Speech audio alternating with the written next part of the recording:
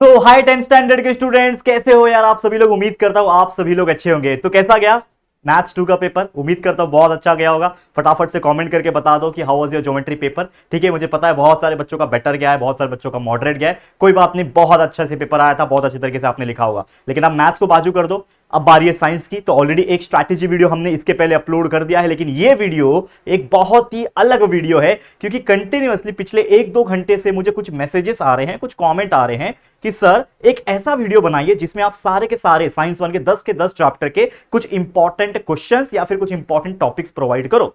तो मैंने भी ये डिसाइड किया कि देखो, ऑलरेडी मैंने कुछ 1-1.5 महीने पहले जब हम बहुत सारा उड़ान बैच पढ़ा रहे थे, तो आपको पता होगा कि लाइव रिवीजन जब हम करा रहे थे, तो उड़ान बैच में भी आपको सारे के सारे इंपॉर्टेंट क्वेश्चंस और टॉपिक्स हम पढ़ाते हैं। करेक्ट है, सारे प्रीवियस ईयर के क्वेश्चंस हम कराते हैं। लास्ट ईयर के ऑल इंपॉर्टेंट क्वेश्चन बैंक के जितने भी क्वेश्चंस इंपॉर्टेंट बन सकते थे, उन क्वेश्चंस के ऊपर अलग अलग वीडियोस भी प्रेजेंट है। वो सारे वीडियोस अवेलेबल है। और सबसे इंपॉर्टेंट चीज कि हमने पूरा सिलेबस को, सारे चैप्टर्स को पूरे कंसेप्चुअल तौर पे lecture by lecture videos form में पढ़ा के अपलोड किया हुआ है। तो सबसे इंपॉर्टेंट चीज अभी ये है, जो आपके पास समय है आप उसको बेस्ट तरीके से यूटिलाइज कर सकते हो by watching our lecture video. Science 1 का पहला चैप्टर ग्रेविटेशन, पता नहीं क्या होता है भाई, इतने सारे टॉपिक है, सीधा वीडियो में गया, वीडियो ओपन किया, 2x की स्पीड लगाया, फटाफट से समझा, अच्छा ये टॉपिक आता है, इसको स्किप किया, आगे बढ़ा। तो 2x की स्पीड से और स्किप करने का जो आपके हाथ में कंट्रोल है, उससे आप बहुत जल्दी बहुत अच्छी तरीके से कंसेप्ट को गेन कर सकते हो। और जैसे वो टॉपिक आपके पढ़ के हुआ, लेट्स सपोज एग्जांपल के तौर पे आपका टॉपिक है कि universal law of gravitation constant, या फिर न्यूटन ग्रेविटेशनल जो कांस्टेंट है या फिर यूनिवर्सल लॉ है आपका,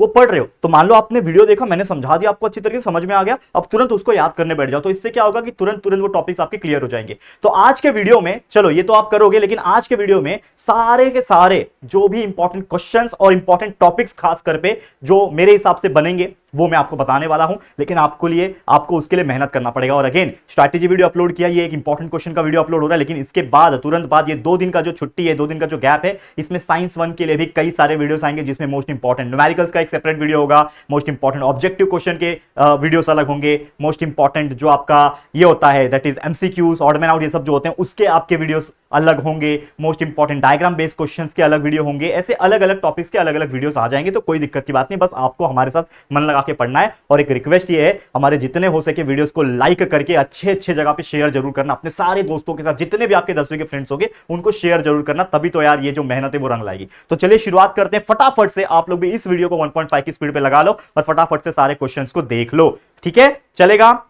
ओके है। अब ये पूरी कोशिश करूंगा कि ये जो भी वीडियोस है, मतलब जो वीडियो के अंदर जो भी क्वेश्चन है, पूरे 10 के 10 चैप्टर के क्वेश्चन है, इसको मैं पीडीएफ में कन्वर्ट करके टेलीग्राम पे भी डलवा दूंगा। तो सबसे पहले आप लोग क्या करोगे, टेलीग्राम ग्रुप, जितने भी बच्चे मुझे देख रहे हैं यहाँ पे, जितने भी ऑडियंस देख रही है यहाँ पे, टेलीग्राम ग्रुप मैंडेटरी ज्वाइन कर देना। क्योंकि अभी जो चीज बता रहा हूं उसको मैं एक्सप्लेन भी करूंगा, तो आपको वीडियो तो देखना ही है एंड तक, लेकिन जो क्वेश्चन होंगे उनको भी आपको मैं प्रोवाइड कर दूंगा इस चीज को पीडीएफ में कन्वर्ट करके। तो टेलीग्राम ग्रुप को जाके ज्वाइन कर लो फटाफट से, लिंक डिस्क्रिप्शन में दिया हुआ है। JR ट्यूटोरियल नाम है हमारे टेलीग्राम ग्रुप का, और इस पे लगभग आज के डेट में 68 या 69 के फॉलोअर्स है। तो फेक वाला मत डाउनलोड कर लेना, ठीक है, मतलब ज्वाइन कर लेना, उसमें 3-4 ही हजार होंगे फेक वाले में, लेकिन रियल वाला जिसमें 68K है वो रियल वाला है। ठीक है, तो ये चीज ध्यान में रखना। चलिए शुरू करते हैं हम लोग। तो सबसे पहले यहां पे आप देखोगे वेटेज, तो ये ऑलरेडी मैंने स्ट्रैटेजी वाले वीडियो में बताया था, ये सारे चैप्टर्स के विद ऑप्शन वेटेज है, मतलब टोटल मिला के 60 मार्क्स है। पहला चैप्टर 5 मार्क्स, दूसरा 6 मार्क्स, तीसरा 6 मार्क्स, चौथा 7 मार्क्स का चैप्टर 5 मार्क्स 7 मार्क्स। तो अगर आप मोटा मोटा देखोगे तो सबसे ज्यादा वेटेज आपको दिख रहा है इफेक्ट ऑफ इलेक्ट्रिक करंट, उसके बाद ये चैप्टर दिख रहा है रिफ्रैक्शन ऑफ लाइट, और आपको दिख रहा है यहाँ पे कार्बन कंपाउंड।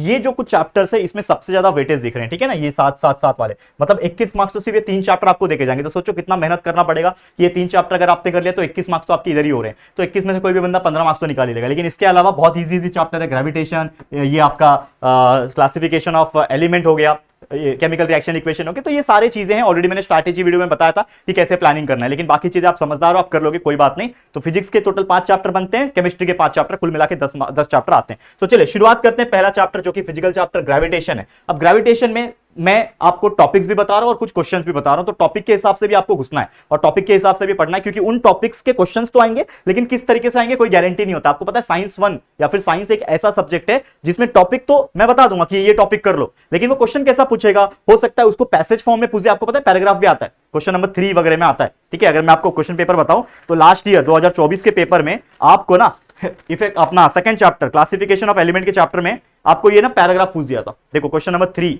क्वेश्चन नंबर 3 जो है उसमें पूछ दिया था, मतलब कोई गारंटी नहीं होती, मैं बोल दूंगा ये कर लो, लेकिन ये चीजें कैसे पूछेगी, वन सेंटेंस के फॉर्म में पूछेगी या फिर डायरेक्ट शॉर्ट नोट के फॉर्म में पूछेगी या तो पैराग्राफ के फॉर्म में पूछेगी या तो आपको कोरिलेशन के फॉर्म में पूछेगी, कैसे भी पूछ सकता है। तो अगर आपको टॉपिक पता है, टॉपिक का कंसेप्ट क्लियर है, उस टॉपिक को आपने याद करके रखा हुआ है, तो कैसे भी क्वेश्चंस बनने दो, आप उसका आंसर लिख पाओगे। यही खासियत होती है साइंस सब्जेक्ट की। तो चलो फटाफट से करते हैं, आप लोग रेडी हो जाना बच्चा, बस इतना मुझे बोलना है आपको। चलो तो सबसे पहले टॉपिक है सेंट्रीपिटल फोर्स और सर्कुलर मोशन। तो सेंट्रीपिटल फोर्स हो गया, सर्कुलर मोशन हो गया, ये दोनों टॉपिक को आप याद कर लो क्योंकि ये टॉपिक डेफिनेशंस में डेफिनेटली पूछने के चांसेस होते हैं।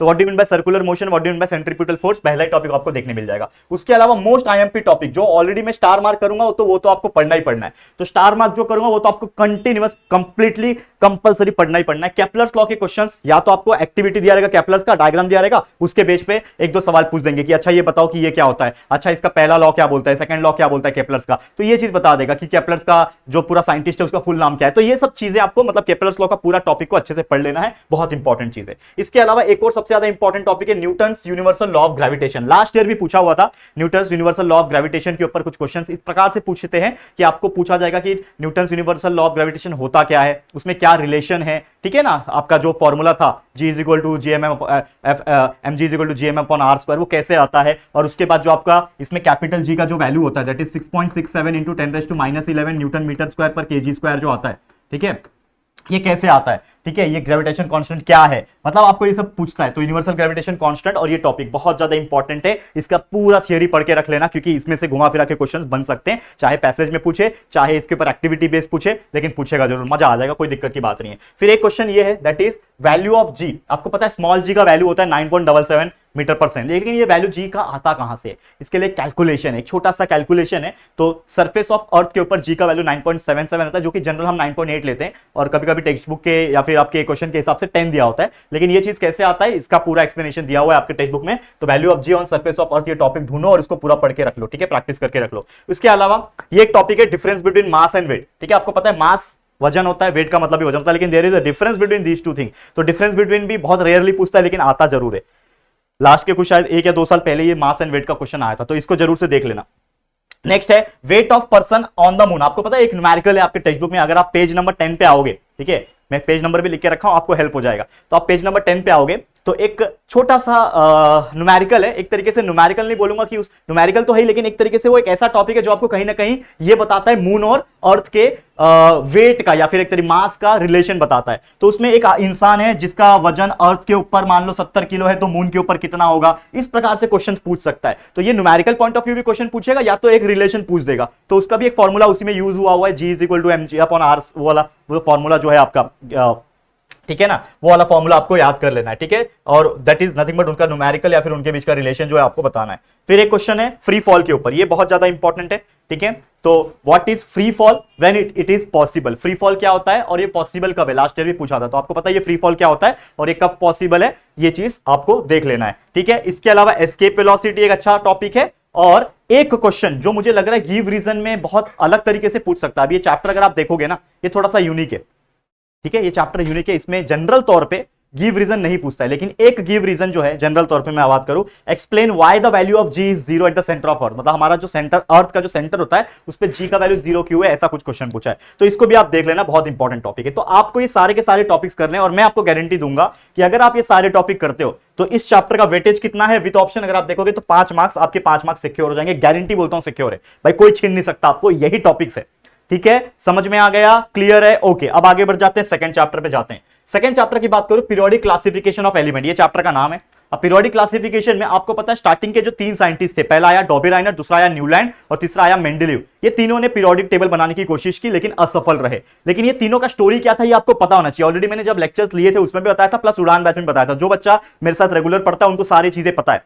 तो लास्ट ईयर ना डॉबेराइनर के ऊपर पूछा था कि डॉबेराइनर का स्टेटमेंट बताओ कि वो क्या बोलता है। मैंने बताया था कि पहला और तीसरा एलिमेंट का एटॉमिक वेट को प्लस करके डिवाइड बाय 2 करोगे तो बीच वाले यानी सेकंड एलिमेंट के एटॉमिक वेट के बराबर होता है, और अगर ऐसा है तो वो डॉबेराइनर ट्राइड है, अगर ऐसा नहीं है तो डॉबेराइनर ट्राइड नहीं है। तो उसने 2-3 किया एग्जाम्पल लेके, भाई अनसक्सेसफुल रहा, ठीक है। तो एग्जाम्पल भी ऐसे मैंने आपको बताया था, कई सारी चीजें आपको बताई थी उसमें, करेक्ट है कि नहीं, अगर आपको याद होगा ये सब चीजें तो मैं अगेन वो चीज मैंने आपको इलाबोरेट किया था, ठीक है ना, एग्जांपल मैंने बताया था, दैट इज लिथियम, सोडियम और पोटेशियम का एक एग्जांपल बताया था, तो वही चीज पूछा है यहाँ पे। तो इस चीज के एग्जांपल्स भी याद कर लेना। न्यूलैंड कहां तक, अप टू कैल्शियम तक उसका था, बाकी उसके बाद वो रॉन्ग हो रहा था, ठीक है। ये सब चीज मैंने बताया था, इसका एग्जांपल था लिथियम, सोडियम, पोटेशियम, ये सब मैंने बताया था। तो आपको क्या करना है, इन तीनों के, डॉबेराइनर के, न्यूलैंड के और मेंडेलीव का जो पीरियोडिक टेबल है, इन तीनों के एटलीस्ट उन्होंने स्टेटमेंट क्या बोला था। जैसे न्यूलैंड ने बोला था ना कि पहला और आठवां एलिमेंट की जो फिजिकल और केमिकल प्रॉपर्टी है सेम होती है, ठीक है। वो कैल्शियम तक उसका सही भी था, लेकिन कैल्शियम के बाद गड़बड़ हो गया, एम्बिग्यूटी क्रिएट हो गया था ना सोडियम और इसमें आपका, फिर निकेल और कोबाल्ट के प्लेस में भी दिक्कत आ गया था, ठीक है ना, ये सब चीज हुआ था, ठीक है ना, कोबाल्ट एंड निकल में। तो आपका जो स्टेटमेंट होगा इन तीनों में से, उनके एक एक एग्जांपल एटलीस्ट याद रख लेना, कहां तक थे और उसका लिमिटेशन क्या था, कि क्यों वो फेल हो गए। ये चीज अगर आप तीनों में से पढ़ लोगे तो ये तीनों में से एक पूछने के चांसेस हमेशा रहते हैं। जैसे लास्ट टाइम डॉबेराइनर आया था, तो हो सकता है इस बार न्यूलैंड आ जाए, हो सकता है मेंडेलीव आ जाए, कुछ भी आ सकता है, कोई गारंटी नहीं है। तो ये चीज तीनों में से तीनों आपको देख लेना है, ठीक है, देख लोगे, ओके। अब नेक्स्ट अगर आप देखोगे मॉडर्न पीरियोडिक टेबल, तो आपको पूरा मॉडर्न पीरियोडिक टेबल पढ़ना है, जिसमें आपको पता होना चाहिए कि मॉडर्न पीरियोडिक टेबल का स्ट्रक्चर क्या है, उसका पूरा स्ट्रक्चर आपको पता होना चाहिए कि हाइड्रोजन इधर है, हीलियम इधर है, ठीक है ना, आपको पता है lithium, beryllium, boron, carbon, nitrogen, oxygen, fluorine, neon, sodium, potassium, magnesium, ठीक है ना, सोडियम, मैग्नीशियम, ये सब आपको पता होना चाहिए। 1 से लेकर 20 तक के एलिमेंट के नाम भी याद कर लेना, ठीक है ना, hydrogen, helium, lithium, beryllium, boron, carbon, nitrogen, oxygen, fluorine, उसके बाद neon, sodium, magnesium, aluminium, silicon, phosphorus, sulphur, chlorine, argon, potassium and calcium. तो इस तरीके से मैंने याद करके बता दिया आपको, अब आप लोग याद कर लेना, ठीक है। तो मॉडर्न पीरियोडिक टेबल में कितने ग्रुप्स होते हैं, कितने कॉलम्स होते हैं, लैंथेनाइट सीरीज और एक्टिनाइट सीरीज का पूरा एफ सीरीज, आपको पता है 4 ब्लॉक होते हैं, ठीक है ना, S P D F 4 block होते हैं, उन ब्लॉक्स के नाम क्या है, और वो डी ब्लॉक को ट्रांजिशन एलिमेंट बोलते हैं। पहले वाले ग्रुप का नाम है अल्कली मेटल, दूसरे वाले ग्रुप का नाम है alkali earth metal, group number 17 को हेलोजन बोलते हैं, ग्रुप नंबर 18 को इनर्ट गैस या फिर नोबल गैस बोलते हैं, जीरो ग्रुप बोलते हैं। ये सब चीज अगर आपको पता है, आपका पूरा मॉडर्न पीरियोडिक टेबल क्लियर हो जाएगा। इसके ऊपर क्वेश्चन बहुत पूछने के चांसेस है, पैराग्राफ फॉर्म में पूछ सकता है, या तो एक्टिविटी फॉर्म में पूछ सकता है, या तो आपको कहीं ना कहीं ऑब्जेक्टिव्स और एमसीक्यूज वगैरह में पूछने मिल जाएगा। इसके अलावा गिव रीजन बहुत ज्यादा इंपॉर्टेंट है। वैसे तो मैंने स्ट्रैटेजी में भी कुछ गिव रीजन आपको बताए थे। स्ट्रैटेजी वीडियो देखा कि नहीं देखा अभी तक?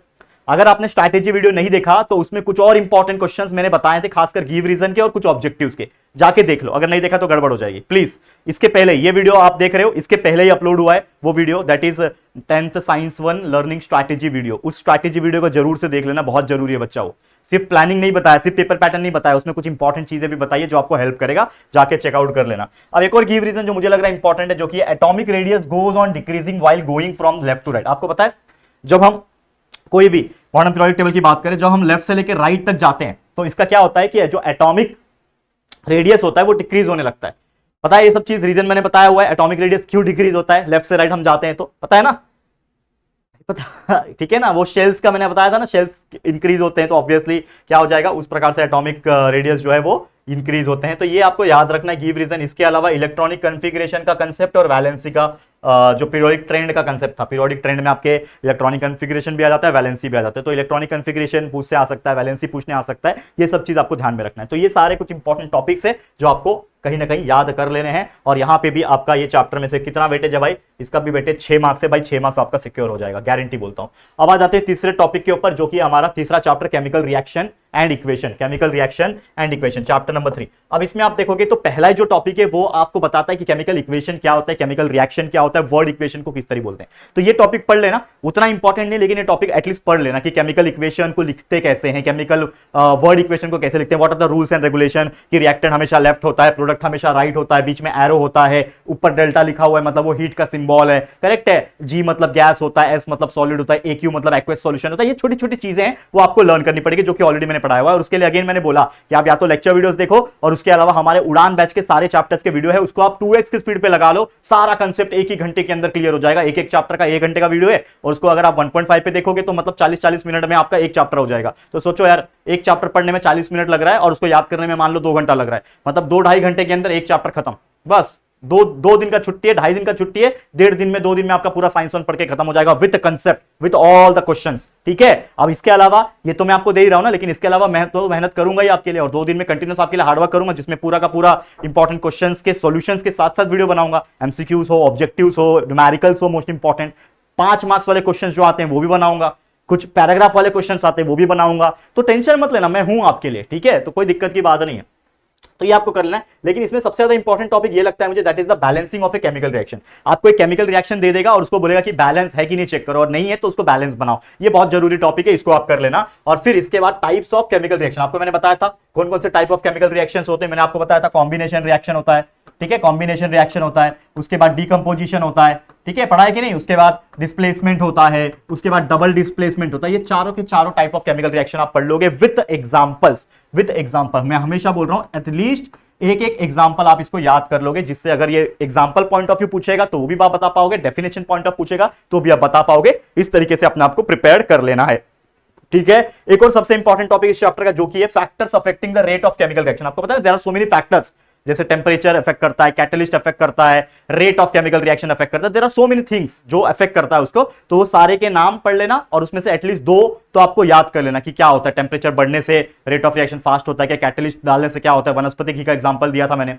ठीक है, दिया था कि नहीं दिया था, तो वो सब चीज आपको याद रखना है। उसके बाद एक डिफरेंस बिटवीन है जो थोड़ा इंपॉर्टेंट है, लेकिन कहीं ना कहीं अगर आप ये डिफरेंस बिटवीन में नहीं भी पढ़ोगे, तो अगर आप टॉपिक वाइज भी पढ़ोगे तो भी अगर डिफरेंस बिटवीन में पूछेगा तो आप कर सकते हो, जो कि है एंडोथर्मिक एक्सोथर्मिक। पता है ना, एंडोथर्मिक यानी गर्मी अंदर, एक्सोथर्मिक बाहर, ठीक है। तो वो चीज आपको ध्यान में रखना है, बहुत इंपॉर्टेंट टॉपिक है। इसके अलावा ऑक्सीडेशन, रिडक्शन, करोजन और रैंसिडिटी, ये छोटे छोटे टॉपिक है, डेफिनेशंस में पूछता है या फिर नॉर्मल एक्सप्लेनेशन या फिर कुछ एग्जांपल पॉइंट ऑफ व्यू पूछता है। मैंने ये सब चीज पढ़ाया हुआ है। ऑक्सीडेशन क्या होता है, रिडक्शन क्या होता है, करोजन जंग लगना क्या होता है, रैंसिडिटी ऑयल का बताया था, ऑयल खराब हो जाता है बार बार अगर एक ही ऑयल में अगर कुछ चीज बन रही है और उसको एयर टाइट कंटेनर में नहीं रखा गया तो ऑयल क्या बन जाता है, रैंसिड बन जाता है। तो उसका डेफिनेशन पॉइंट ऑफ व्यू चीजें पढ़ लेना और समझ लेना। और एक क्वेश्चन ऐसा है, identify the type of reaction. मान लो कोई रिएक्शन लिख के दिया रहेगा आपको, 1 2 3 रिएक्शन दिया रहेगा और वो रिएक्शन को देखना और पहचानना है कि ये कौन सा टाइप का रिएक्शन है। जैसे एग्जांपल के तौर पे बताता हूं कि यहां पे दिया है copper sulphate plus ferrous is equal to ferrous sulphate plus copper. तो यहां पे क्या हुआ, अगर आप देखोगे कॉपर सल्फेट और फेरस जब रिएक्शन किए तो फेरस जो है सल्फेट के साथ चला जाएगा और बना देगा फेरस सल्फेट, और बेचारा कॉपर अकेला हो गया। तो यहां पे क्या किया, फेरस ने जगह चेंज किया, तो यहां पे क्या हो गया, डिस्प्लेसमेंट हो गया। तो ये कौन सा रिएक्शन रहेगा, डिस्प्लेसमेंट रिएक्शन रहेगा। कौन सा रिएक्शन, डिस्प्लेसमेंट। तो ऐसे ही आपको आएगा identify the type of reaction. तो ये जितने भी टाइप के रिएक्शंस होंगे आपके टेक्स्ट बुक में जो दिख रहे होंगे, एक बार देख के जाना, इससे आपको आइडिया लग जाएगा। और जैसे मैंने बोला कि ये जो टाइप के चारों टाइप के जो रिएक्शंस है उसके आपको एग्जांपल्स अगर याद है, एग्जांपल्स अगर आप प्रैक्टिस कर रहे हो तो ऐसे क्वेश्चंस में भी वो हेल्प हो जाएंगे। तो वो चीज आपको समझ के रखना है, ध्यान में रखना है। क्लियर है, कर लोगे मेहनत उतना, ओके आगे बढ़ जाते हैं नेक्स्ट क्वेश्चन पे चलो, मतलब नेक्स्ट चैप्टर पे चलो, चैप्टर नंबर 4। अब ये चैप्टर नंबर 4 अगर आप देखोगे जो कि इफेक्ट ऑफ इलेक्ट्रिक करंट, बहुत जबरदस्त टॉपिक है इफेक्ट ऑफ इलेक्ट्रिक करंट, जिसके अंदर कई सारे ऐसे क्वेश्चंस हैं जो बनते हैं। जैसे एग्जांपल बताता हूं कि भाई एक ऐसा क्वेश्चन है, right hand rule, left hand Fleming rule और फ्लेमिंग्स राइट हैंड रूल, ये तीनों में से कोई एक रूल तो आता ही आता है। लास्ट टाइम भी देखोगे तो या तो आपको डायरेक्ट एक्सप्लेन करने आ जाएगा, मतलब right A short note on Fleming's left hand rule ऐसा पूछ देगा, या तो आपको ना डायग्राम दिया रहेगा, ठीक है, लेफ्ट हैंड रूल ठीक है, उसका डायग्राम दिया रहेगा, राइट हैंड रूल का डायग्राम दिया रहेगा, और आपको बताना रहेगा कि ये जो एरो है ये कौन सा डायरेक्शन बताता है, डायरेक्शन ऑफ करंट कौन सा, डायरेक्शन ऑफ मैग्नेटिक फील्ड कौन सा बताता है, ये चीज पूछेगा। तो तीनों को समझ लेना, ये ऑलरेडी हमने पढ़ाया हुआ है, बहुत इंपॉर्टेंट टॉपिक है। अब उसके अलावा एक कंबाइन बहुत इंपॉर्टेंट टॉपिक है इलेक्ट्रिक जनरेटर, इलेक्ट्रिक मोटर। हर बार एक क्वेश्चन तो हमने देखा है, या तो इलेक्ट्रिक जनरेटर या तो इलेक्ट्रिक मोटर के ऊपर क्वेश्चन पूछता है, तो या तो हो सकता है आपको इलेक्ट्रिक मोटर का, इलेक्ट्रिक जनरेटर का डायग्राम दे दिया जाएगा और उसके ऊपर 2-3 सवाल पूछ दिया जाएगा कि identify the type of figure, इसके अंदर ये जो चीज दिख रही है ये क्या है, ये मैग्नेट है, ये उसका बुश है, ठीक है ना, ये शाफ्ट है, ये उसका क्या है, ये जनरेटर है, गैल्वेनोमीटर है, क्या है उसके अंदर, तो ये सब चीज पूछता है। तो उसके डायग्राम को अच्छे से पढ़ लेना, प्रैक्टिस कर लेना बना के, हो सकता है डायग्राम बनाने के लिए भी आ जाए, डायग्राम कर लेना। उसके अंदर क्या क्या चीजें इन्वॉल्व होती है कंस्ट्रक्शन में, मतलब कंस्ट्रक्शन क्या है उसका, कि भाई मैग्नेट है, उसके अंदर शाफ्ट लगा हुआ है, उसके अंदर बुश लगा हुआ है, ठीक है ना, वो कैसे घूमता है, एक्सल है, उसके अंदर गैल्वेनोमीटर कनेक्टेड है, वायर से कनेक्टेड है, जो भी है ना वो याद कर लो, और उसका वर्किंग कैसे काम करता है, इलेक्ट्रिक मोटर कैसे काम करता है और इलेक्ट्रिक जनरेटर काम कैसे करता है, उसका 2-3 लाइन का आपको अपने इसमें नोट्स में एक्सप्लेनेशन मिल जाएगा, तो उसको पढ़ लेना। तो ये दोनों टॉपिक बहुत इंपॉर्टेंट है। इसके अलावा सोलेनॉइड भी इंपॉर्टेंट है, जिसमें आप सोलेनॉइड का डायग्राम अच्छे से कर लेना, ठीक है, और उसका थोड़ा सा एक्सप्लेनेशन देख लेना कि क्या होता है सोलेनाइड और किस तरीके से काम करता है, ये बहुत इंपॉर्टेंट है, लास्ट टाइम पूछा गया था। अब एक डिफरेंस बिटवीन है एसी करंट डीसी करंट, उसको आप देख सकते हो, ये एसी करंट क्या होता है, डीसी करंट क्या होता है, अल्टरनेट करंट, डायरेक्ट करंट, इसको आप देख सकते हो। फिर एक न्यूमेरिकल है जो थोड़ा सा मुझे इंपॉर्टेंट लगता है, क्या है कि who will spend more electrical energy, मतलब आपको 2 कंडीशन दे दिया जाएगा कि आप अपने घर में 500 वाट का टीवी है जो आधे घंटे के लिए चलाते हो, और वही 600 वॉट का हीटर है जो 20 मिनट के लिए चलाते हो, तो किसके वजह से ज्यादा लाइट बिल आएगा, एनर्जी कंजम्पशन किसका ज्यादा है। तो इसके लिए आपको फॉर्मूला मैंने पढ़ाया हुआ था, ये न्यूमेरिकल है, बहुत ज्यादा जरूरी, इसको एक बार रेफर कर लेना, ठीक है, ऐसे न्यूमेरिकल आने के चांसेस बन जाते हैं। ठीक है। और इसके अलावा जो छोटे छोटे टॉपिक है जैसे गैल्वेनोमीटर का डायग्राम देख लिया, उसके अंदर क्या क्या चीजें होती है वो समझ लेना, उसका काम क्या होता है, यूजेस क्या होता है, ये सब देख लेना, ठीक है। स्विच आ सकते हैं, बहुत सारे अलग अलग टाइप के स्विचेस रहेंगे, उसके सर्किट डायग्राम्स रहेंगे, एमसीबी रहेगा, that is miniature circuit breaker, ठीक है ना, सर्किट वगैरह हो गया। तो ये सब चीज देख लेना, आइडेंटिफाई करने के लिए आ सकता है या तो उसका यूजेस लिखने के लिए आ सकता है, तो ये एक बार देख लेना जरूर, ठीक है। समझ में आ गया दोस्तों? तो ये था आपके लिए इफेक्ट ऑफ इलेक्ट्रिक करंट का बहुत ही इंपॉर्टेंट चीज। ओके है, आगे बढ़ जाए हैं बच्चे, ठीक है। नेक्स्ट क्वेश्चन पे चलते हैं, चैप्टर नंबर 5, क्वेश्चन नहीं माफ करना, चैप्टर पे, चैप्टर नंबर 5 जो कि है हीट। अब ये हीट जो चैप्टर है ये भी बहुत इजी चैप्टर है, लेकिन इसमें कुछ चीजें ऐसी है जिसको आपको मेमोराइज करनी पड़ेगी और थोड़ी सी प्रैक्टिस करनी पड़ेगी। जैसे एग्जांपल के तौर पे आपका जो पहले 2 से 3 टॉपिक ऐसे हैं, that is latent heat of fusion और latent heat, specific latent heat of fusion और वेपराइजेशन, ये दोनों का डेफिनेशंस पूछने के चांसेस होते हैं या फिर एक्सप्लेनेशन पूछने के चांसेस होते हैं। तो इनका आपको प्रॉपर तरीके से समझ के लेना है, what do mean by latent heat of fusion और वेपराइजेशन, या फिर specific latent heat of fusion and vaporisation. और उसी से एक ग्राफ कनेक्टेड है, जो कि लास्ट टाइम ग्राफ पूछा था और ग्राफ के ऊपर कुछ सवाल पूछा था। तो ग्राफ जो पेज नंबर 63 पे है, that is the temperature versus time graph. मैंने बताया था ये चीज, टेम्परेचर वर्सेस टाइम ग्राफ, ठीक है ना, कि भाई पहले कुछ नहीं होता, ठीक है, यहां तक नॉर्मल होता है, फिर ऐसे चले जाता है 100 डिग्री सेल्सियस पे, पता है ना, वो टेम्परेचर वर्सेस टाइम ग्राफ बताया था, ये 4 डिग्री पे फिर उठता है। तो वो टेम्परेचर वर्सेस टाइम ग्राफ जो है 63 पेज नंबर पे, उसको देख लेना, बहुत इंपॉर्टेंट है, ठीक है। इसके अलावा रेगुलेशन भी देख सकते हो, ये भी इंपॉर्टेंट है, समझ के लोगे। अगर क्वेश्चन आता है, मतलब ना बर्फ उसके ऊपर रस्सी लटका हुआ है, उसको काट देता है लेकिन वापस से ज्वाइन हो जाता है after the release of pressure, तो वो रेगुलेशन पढ़ लेना। फिर ये एनएमएलएस बिहेवियर टॉपिक, वाटर जो है एनएमएलएस बिहेवियर का टॉपिक बहुत इंपॉर्टेंट है। इसके ऊपर अलग अलग तरीके से पैसेज फॉर्म में पूछ सकता है, या तो इसी के ऊपर पूछ देगा कि भाई explain the anomalous behaviour of water, diagram दे देगा, एक्टिविटी में बोलेगा पहचानो ये क्या है, ये क्या है, किस तरीके से टेम्परेचर अलग काम करता है, ठीक है ना, वॉल्यूम इंक्रीज होता है,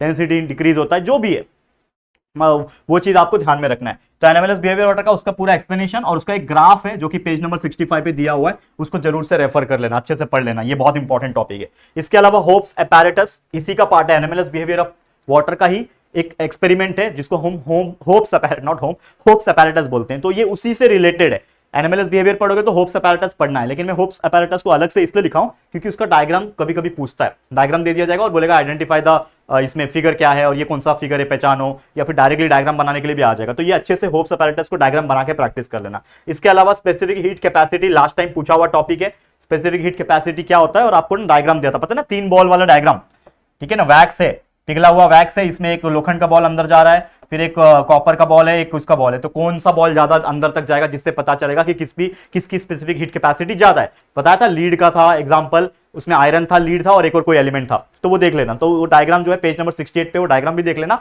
और उस टॉपिक को पूरा रेफर कर लेना। और स्पेसिफिक हीट कैपेसिटी तो आएगा, लेकिन हीट भी पढ़ लेना कि उसका यूनिट वगैरह क्या होता है, यूनिट ऑफ हीट क्या होता है, जूल होता है, ये सब चीजें देख लेना। अब डेफिनेशंस में कुछ चीजें हैं उसको पढ़ लेना इस चैप्टर में से, जैसे ड्यू पॉइंट क्या होता है, सैचुरेटेड एयर क्या होता है, अनसैचुरेटेड एयर क्या होता है, रिलेटिव ह्यूमिडिटी क्या होता है, ह्यूमिडिटी क्या होता है, ये एक बार देख लेना। एंड बाकी ये कैलोरीमीटर, इसका यूजेस वगैरह एक बार देख लेना और इसका फॉर्मूला है वो देख लेना, कभी कभी पूछता है, ठीक है, बहुत इंपॉर्टेंट है कैलोरीमीटर, ठीक है, देख लोगे, ठीक है। चलो, तो ये हो गया आपका चैप्टर नंबर 5 हीट।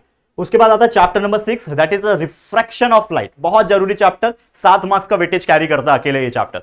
अब ये रिफ्रैक्शन ऑफ लाइट दिखने में छोटा है, मतलब, लेकिन छोटा तीर गाँव करे गंभीर, वैसा वाला हाल है इसका। इसमें एक टॉपिक है लॉ ऑफ रिफ्रैक्शन, बहुत ज्यादा इंपॉर्टेंट है, जिसमें रिफ्रैक्शन के अलग अलग लॉज है, वो आपको याद कर लेना है कैसे भी करके। इसके अलावा refractive index, absolute refractive index, ये भी टॉपिक बहुत ज्यादा इंपॉर्टेंट है। और जैसे मैंने बोला कि इन टॉपिक्स के ऊपर काफी ज्यादा क्वेश्चंस पूछते हैं न्यूमेरिकल्स में भी, और direct definition point of view भी चीजें पूछी जाएगी, तो जरूर से चेकआउट कर लेना। एक टॉपिक है डिस्पर्शन ऑफ लाइट, जो लास्ट टाइम प्रिज्म पूछा था, तो आपको अगर याद होगा कि लास्ट टाइम एक प्रिज्म पूछा था जिसमें सीधा आपको बताया था कैसे कलर डिफ्लेक्ट होता है आपका, दैट इज विबग्योर का मैंने एग्जांपल दिया था, ठीक है ना, violet, indigo, blue, green, yellow, orange, red, VIBGYOR का।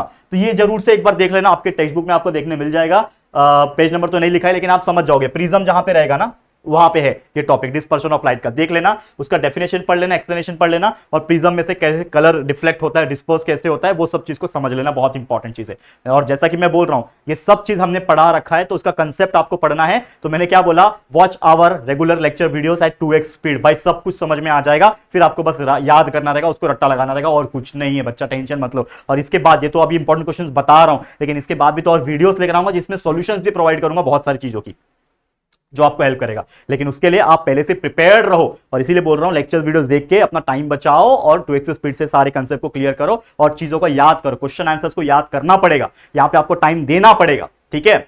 समझ में आ रहा है? टाइम देना पड़ेगा खुद को याद करने में, क्वेश्चन के आंसर्स को लर्न करने में, उसको हाथ रखो और पढ़ो, मेरे को याद आ रहा है कि नहीं आ रहा है, वो सब चीज आपको समझना पड़ेगा।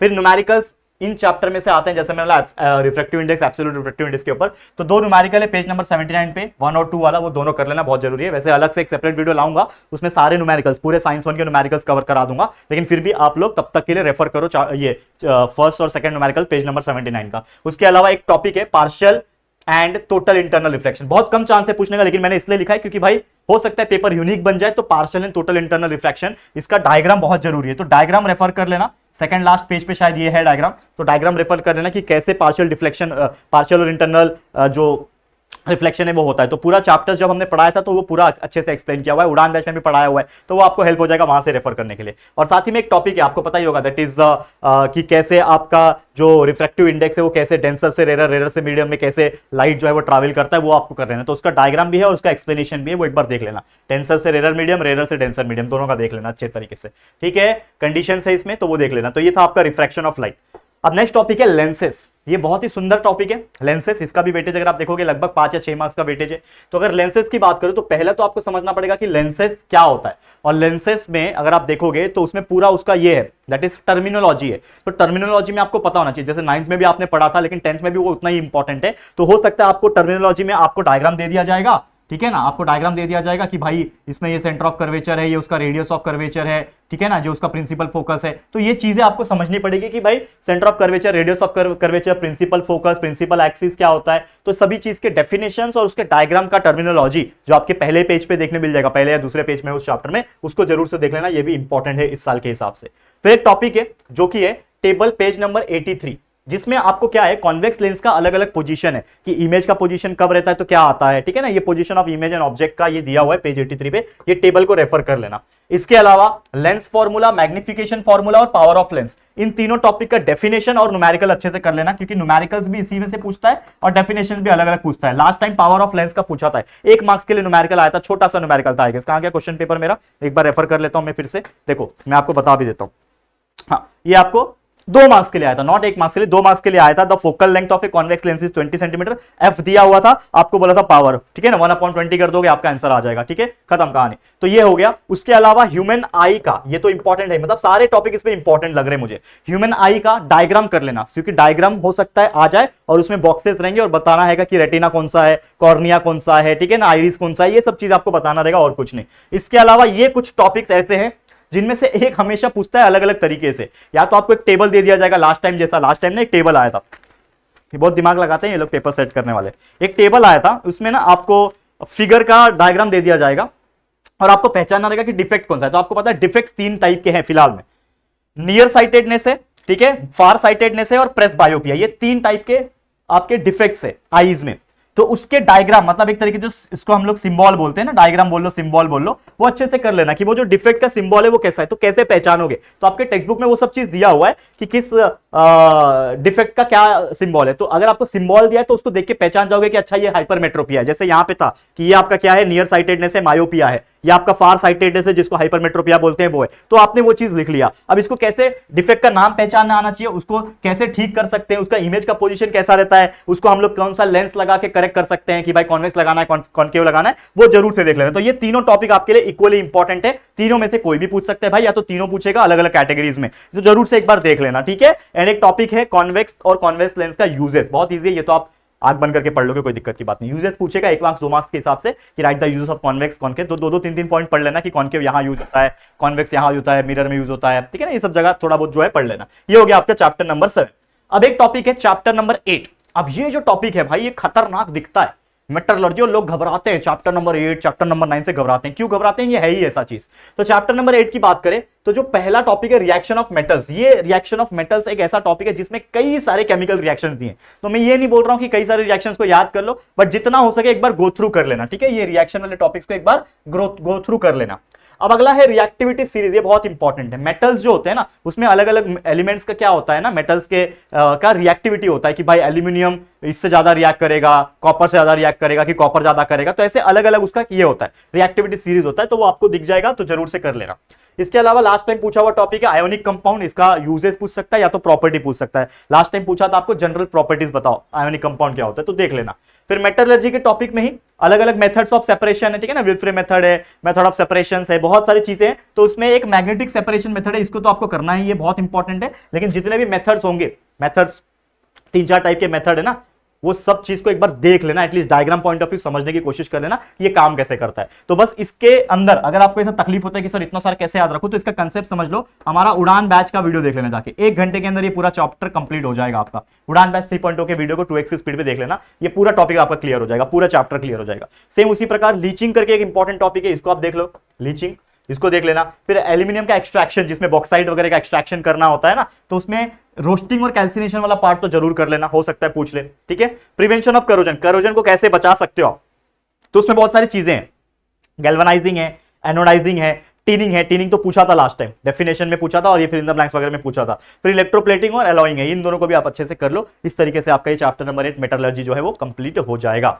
ओके है, क्लियर है। चलते हैं चैप्टर नंबर 9, जो कि घबराने वाला चैप्टर है, कार्बन कंपाउंड, लेकिन है बहुत इजी, लोग फालतू में डरते हैं, क्योंकि ये चैप्टर ऐसा है जिसमें अगर हाइड्रोकार्बन आपको आता है, देखो क्वेश्चन कैसा पूछता है, हाइड्रोकार्बन पूछ देगा कि ये बताओ सैचुरेटेड है कि अनसैचुरेटेड है, तो आपको बताया था मैंने, ठीक है, सैचुरेटेड क्या होता है, अनसैचुरेटेड क्या होता है, saturated single bond, unsaturated double bond, triple bond बताया था। तो उसका डेफिनेशन पढ़ लेना, सैचुरेटेड में क्या होता है, अनसैचुरेटेड में क्या होता है, स्ट्रक्चर क्या होता है, उसका नेम क्या होता है। जैसे मैंने बताया था सैचुरेटेड की अगर मैं बात करूं तो मीथेन, इथेन, प्रोपेन, ब्यूटेन बताया था मैंने, पेंटेन, हेक्सेन, हेप्टेन। फिर उसके बाद अगर मैंने आपका 2 हाइड्रोजन कम कर दिया तो क्या बन जाएगा, वो अल्केन का अल्कीन हो जाएगा, 2 और कम कर दिया तो अल्काइन हो जाएगा। तो इस तरीके से आपको ध्यान में रखना है। तो सारे के सारे हाइड्रोकार्बन्स के नाम याद रख लेना, उसके स्ट्रक्चर और डेफिनेशन याद रख लेना, इंपॉर्टेंट है। इसके अलावा आपका फंक्शनल ग्रुप, हर एक का नाम, लास्ट टाइम पूछा था कि dash represent the carboxylic acid, तो भाई आपको पता होना चाहिए कि कार्बोक्सिलिक जो फंक्शनल ग्रुप है उसका स्ट्रक्चर क्या है, COOH है, अल्कोहल का क्या है, OH है, अल्डिहाइड का क्या है, CHO है, कीटोन का क्या है, C डबल बॉन्ड O है।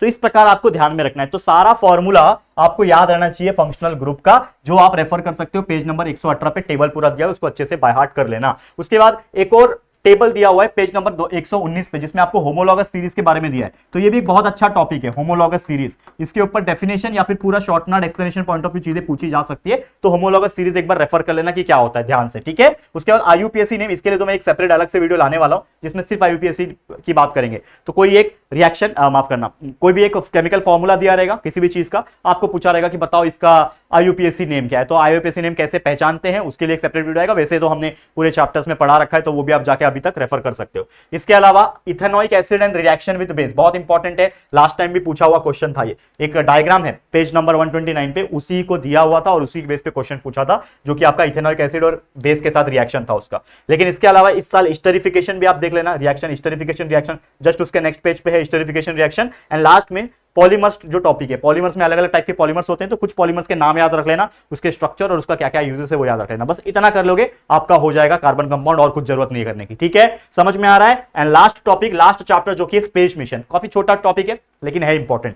स्पेस मिशन में जितने भी टाइप के सैटेलाइट्स होते हैं उसके नाम याद रख लेना, उसके फंक्शंस क्या क्या है याद रख लेना, और लॉन्च व्हीकल के नाम, जैसे PSLV होता है, polar synchronous launch vehicle, GSLV होता है, जियो सिंक्रोनस लॉन्च व्हीकल, ठीक है ना। पोलर का PSLV polar satellite launch vehicle है, माफ करना। तो टेबल पेज नंबर 137 जरूर से रेफर कर लेना, आपको हेल्प हो जाएगा। इसके अलावा ऑर्बिट्स होता है, ठीक है ना। ऑर्बिट्स आपको पता है, there are 3 types of orbit, high earth orbit, medium earth orbit और उसका लो अर्थ ऑर्बिट। तो हाई अर्थ ऑर्बिट का रेंज कितना होता है, कितना 1000 किलोमीटर है, कितना वो किलोमीटर है, वो सब चीज को आप बाय हार्ट कर लेना, ये बहुत जरूरी है। तो high, medium and low earth orbit जो भी रहेगा वो अच्छे से याद कर लेना कितना उसका है। इसके अलावा एक टॉपिक है एस्केप वेलोसिटी, इसका न्यूमेरिकल भी है, वो भी देख लेना, और डेफिनेशन एस्केप वेलोसिटी का फॉर्मूला वगैरह सब याद कर लेना, बहुत हेल्प हो जाएगा आपको, ठीक है। और last but not the least, satellite launch vehicle जितने भी टाइप के हैं, आपको पता है ना, पूरा लॉन्च व्हीकल का, सैटेलाइट का पूरा ये है, क्या बोलते हैं उसको, डायग्राम है। तो वो जो डायग्राम रहेगा लॉन्च का, इसमें स्टेजेस होते हैं, मैंने आपको पढ़ाया था कि ये स्टेज 1 है, स्टेज 2 है, स्टेज 3, स्टेज 4 है। तो वो स्टेजेस जो है उसको अच्छे से देख लेना, उसका स्ट्रक्चर देख लेना, उसके स्टेजेस देख लेना, डायग्राम देख लेना, क्योंकि डायग्राम आ सकता है उसके बेस पे सवाल आ सकता है, तो ये चीज देख लेना। तो अगर आपको इतने सारे कंसेप्ट अगर आप क्लियर कर सकते हो, तो मैं बोल दूंगा कि भाई साइंस में, साइंस 1 में आप आराम से 35 प्लस मार्क्स निकाल सकते हो। 35 प्लस क्यों, आप 40 में से 40 भी निकाल सकते हो, लेकिन यार इतना भी इनफ है, बहुत अच्छे मार्क्स होते हैं, बहुत अच्छे मार्क्स, और आएगा ही, लेकिन आपको थोड़ा उसके लिए हार्ड वर्क यानी मेहनत करनी पड़ेगी, ठीक है। तो बस इसी के साथ ये वीडियो को एंड करता हूं। बाकी हमारा इसके पहले जो अपलोड हुआ है वीडियो, स्ट्रैटेजी वीडियो, वो जरूर से देख लेना, क्योंकि उसमें कुछ फिल इन द ब्लैंक्स, कुछ ऑब्जेक्टिव क्वेश्चंस, कुछ गिव रीजन, देखो ऑब्जेक्टिव और है, कुछ गिव रीजन, देखो ये सारे गिव रीजन मैंने बताया हुआ है, ये सब चीज उस वीडियो में मैंने बताया हुआ है, जाके चेकआउट कर लेना, ठीक है, तो बस ये वीडियो को इसी के साथ हम एंड करते हैं। उम्मीद करता हूं ये मोस्ट इंपॉर्टेंट क्वेश्चंस सारे कर लोगे तो भाई खत्म है, फिर आपका 40 में से 35 प्लस मार्क्स कहीं नहीं जाएगा, इतना तो गारंटी दे ही सकता हूं भाई। ठीक है, तो जरूर से मेहनत करना, प्रैक्टिस करते रहना, वीडियोस देख के कंसेप्ट क्लियर करते रहो और चीजों को बाय हार्ट करते रहो। नोट्स है आपके पास, डाइजेस्ट है, 21 है, जो भी है उससे याद करते रहो। याद करना is very important here, practice भी कर लेना जितना जरूरी हो सके। ठीक है, तो आज के लिए इतना ही, इसी के साथ इस वीडियो को एंड करेंगे। ये वीडियो आपको कैसा लगा दोस्तों जरूर से कमेंट करके बताना। वीडियो पसंद आया होगा, हमारी मेहनत पसंद आई होगी तो प्लीज वीडियो को लाइक कर देना, शेयर करना अपने सभी दोस्तों के साथ। और अगर पहली बार आया चैनल पे, अभी तक चैनल को सब्सक्राइब नहीं किया है तो फटाफट से हमारे चैनल को सब्सक्राइब करके बेल आइकन को प्रेस कर देना। ठीक है दोस्तों, चलो फिर जल्दी मिलेंगे एक और नई वीडियो में, तब तक के लिए thank you and good bye.